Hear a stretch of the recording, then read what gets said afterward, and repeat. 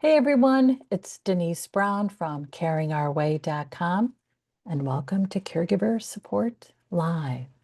We tackle your questions about your caregiving challenges and do our best to offer ideas, suggestions, and comfort that helps.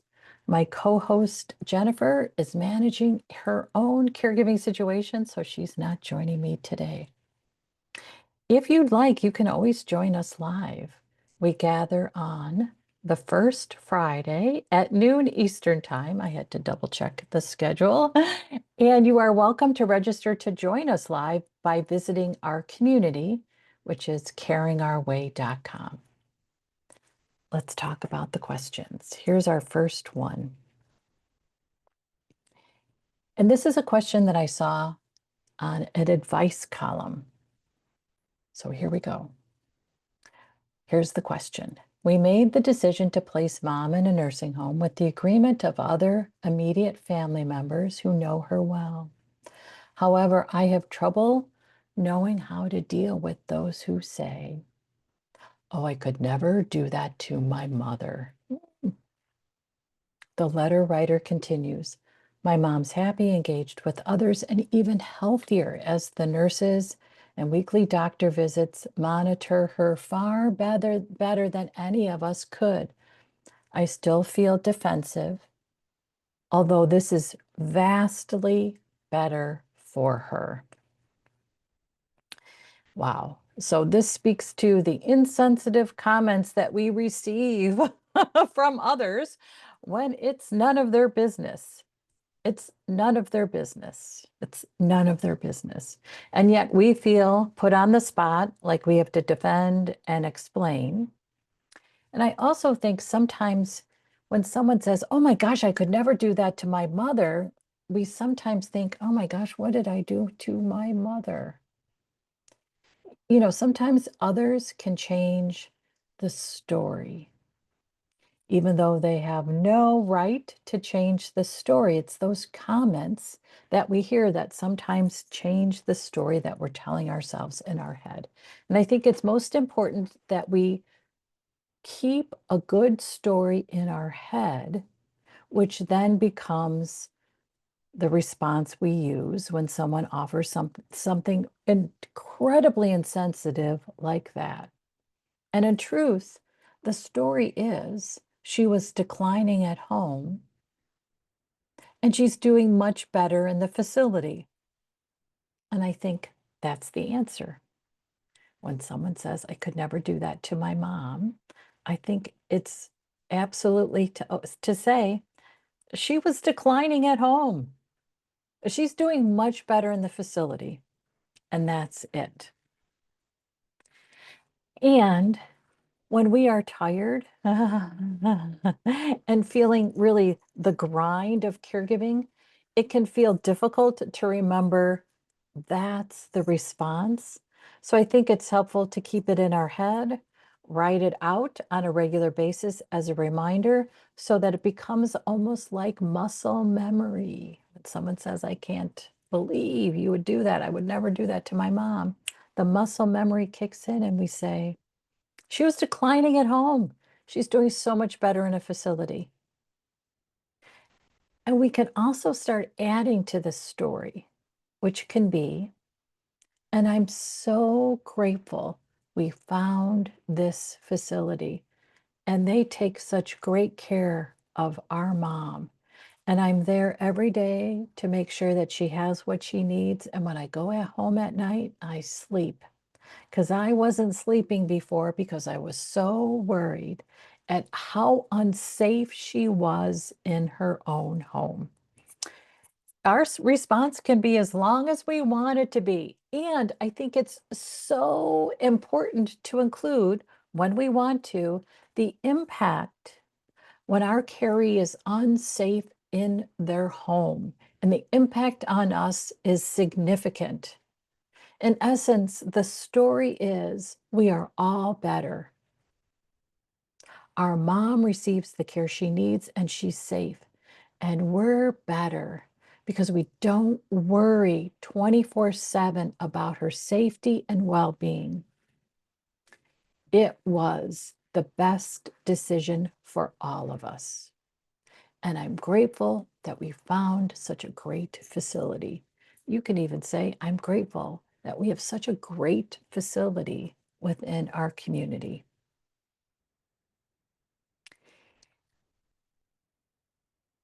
Sometimes I think it's helpful if we look at these situations as an opportunity. And in some ways, it's an opportunity for us to just say out loud the story again and feel comforted that our story includes a good outcome for our caree and for ourselves. So when someone seems to judge us or question us, it's really about them judging or questioning themselves, right? It's not about us. However, we can look at it as an opportunity to say our story out loud and remind ourselves what was and feel comforted by what is. She was declining at home. I wasn't sleeping at all. I missed a ton of work. And now she is happy. She is healthier. And I'm sleeping at night and back to a regular work routine. How blessed are we that we found such a great solution so that we're all better. And I think what's so awesome about that is that it gives us this opportunity to stand in our power. We didn't let a dangerous situation, an unhealthy situation continue. We intervened and found a better result for everyone. So rather than feeling defensive, we can instead look at it as, oh my gosh, it's an opportunity for me to tell my story and stand in my power and really acknowledge that I turned a terrible situation around so that we're all better. Okay. An insensitive comment could become, again, this takes a little bit of practice, and of course it, it has to be on a good day, can become the opportunity for us to say, you know what? It wasn't good before. Now it's better. And I intervened to make it better. And I feel great about that. Yeah. And then you can think in your head, am I in your own beeswax? And I say that because we're just in the middle of a conversation on my Substack about how to better support each other when we're out in the community and you see a fellow family caregiver, like, what do you do? What do they need help with? And one of my subscribers had just asked that, how do we better support each other in the community? And one of the options she said is, or should I just mind my own beeswax? And I thought, that's, we all appreciate that that's an option. Anyway, so we're going to continue that conversation and I'll include you. And what could we do to better support each other when we see each other out in the community? And actually, I've been thinking about that because there was a period of time I was traveling over the winter because of a training program I was enrolled in to be a better presenter and because of conferences I was attending. And I would see family caregivers with their carries at the airport. And I always wondered, what could I do? And you do wonder, should I just mind my own beeswax? And so in my head, what I would do is say something positive or think of them in my prayers or wish them well. And so in my head, I was doing something, but not outwardly. And perhaps I could have done something outwardly. So let's figure it out. So stay tuned. Okay, here's our second question. I know it's only September, but I'm starting to dread the holidays. I dread how little my family members help me before, during, and after. I just dread how upset I get with them because they are so clueless about helping. I wonder if I could start doing anything now so my holidays are better for me. And what a great question. And I know it can seem like to the outside world, why are you worrying about the holidays? It's only September because, oh my gosh, it's hard not to absolutely dread a situation that in the past has regularly upset you. and it has upset you to such an extent that it almost like it leaves a mark on your heart, like, oh, the holidays, oh, they hurt. No wonder you dread them. No wonder you dread them. And I think it's so helpful to think about what could I start doing now so that my holidays are different? What a great question. And rather than thinking about doing it on December 23rd, it's really great to start thinking about it now. And a couple ideas for you. So keep in touch with us because on Caring Our Way, we're going to start to do some special holiday support. We're going to offer a coaching program to help you manage the holidays and prepare for the holidays.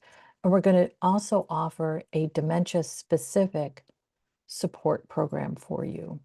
And we'll announce more about that at the end of September.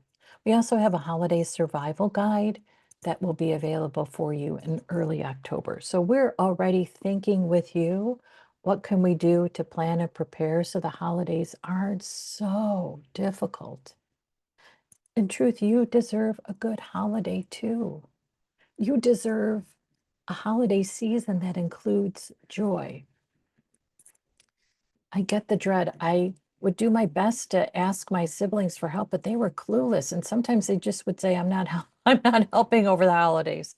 My gosh, what? Because they wanted to enjoy their holidays and caregiving was an interruption to the joy. And so I would be the one managing like terrible situations. And again, asking them for help, and they just would say no. Oh gosh. Oh, honestly, it was one of the hardest things I had to come to terms with after caregiving ended was thinking about my relationship with my siblings. It really caused a lot of stress for me thinking about what does my relationship look like going forward. I'm actually just about to start revising a book that I've written to support you after caregiving ends, and I'm going to add that piece of it in there because it's hard. And I guess when you think about the holidays, the reality could be, depending on your situation, that there are limited holidays left with your caree. However, you might look at years ahead with other family members. And so you're trying to think about what do I do now so it doesn't completely ruin my appetite for the holidays with family going forward. Because that was starting to happen to me. Quality of life matters for you too. Quality of life during the holidays is important for you too. I think it can start with thinking of what's the priority for you. And it's not a priority that has to include caregiving. What is a priority for you during the holiday season? A priority could be a special day or time that you have for a certain celebration or a certain event. That's a priority. That's important to note. Keep track of what occurs to you as to a priority during the holiday season. And then think about letting others know now that you've got a couple priorities this holiday season, which means your caregiving responsibilities will change a little bit. It might be that you aren't available for a few hours on a certain Saturday, and you want to give everybody a heads up now because you're not available for a few hours on a Saturday in December or January, whatever it looks like, and then let them know they've got to figure it out. Now, sometimes you feel like, oh, that seems risky. I don't know if I can do that. Then the other alternative is I need time off on these Saturdays or these days or this period of time during the holidays. I'll let you guys figure it out who does what. And if you'd like to have a family meeting about who does what, let me know. And I'd be happy to support you as you figure out who does what while I take these days off or this period of time off, or I take this window on a Saturday afternoon off. Then it's a priority on the holiday rather than you doing everything. It's actually deciding what can you do on the holiday. And then when you have an idea of what you can do, you have an idea about what you can't do. And then it's alerting everybody what you can't do during a holiday celebration. And it might be that you can't be the one that is always jumping up and down to make sure your Carrie has everything that he or she needs. It could be that you say, I can help make sure that mom has what she needs for the first couple of hours of the holiday. Who would like to take the next shift, the next 2 hours? Who would like to take the 2 hours after that, however long your holiday will last? You can break up a holiday into shifts and you don't have to take all the shifts. And you know what? The shifts could be an hour. And it's really that you get a couple hours where you're not constantly working on the holiday. And then thinking about what's possible. If you host, you don't cook. If you are a guest, you might bring a simple side dish and that's it. What's possible for you is also important to keep in mind. So if we look at this as a process, the process is thinking about what are your priorities during the holiday season? What can you do on the holiday? And letting others know what you can't do. Oh, sorry for the balloons. Every time I do my finger counting, the balloons come. If I do a thumbs up, then the thumbs up little icon appears. Okay. And then what's possible for you over the holidays? And then how can you make that possibility a reality? So again, the 3-step process is what are your priorities? And then letting others know what they are and that they have to step in and take over so you can actually be available for your priorities. What are your priorities? What can you do on the holiday during a family function? What can't you do? And let others know what you can't do so they can take a shift. And then it's what's possible for you over the holiday season and how can you make that possibility a reality? Okay, that's a start. And I just want to remind you that we're starting the conversation about the holidays and managing them, but we're not ending it.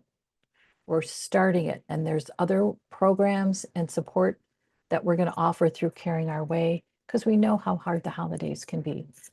And just as a reminder, we also have a chat room that stays open for 36 hours, starting noon Eastern time on Christmas Eve through midnight on Christmas Day. So you have somewhere to stop and vent.